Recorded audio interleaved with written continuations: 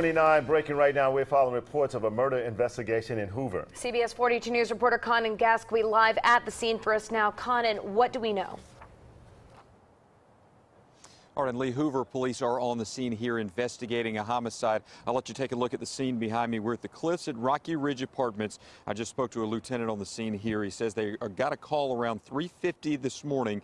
They arrived here. A 22-year-old male was suffering from a gunshot wound.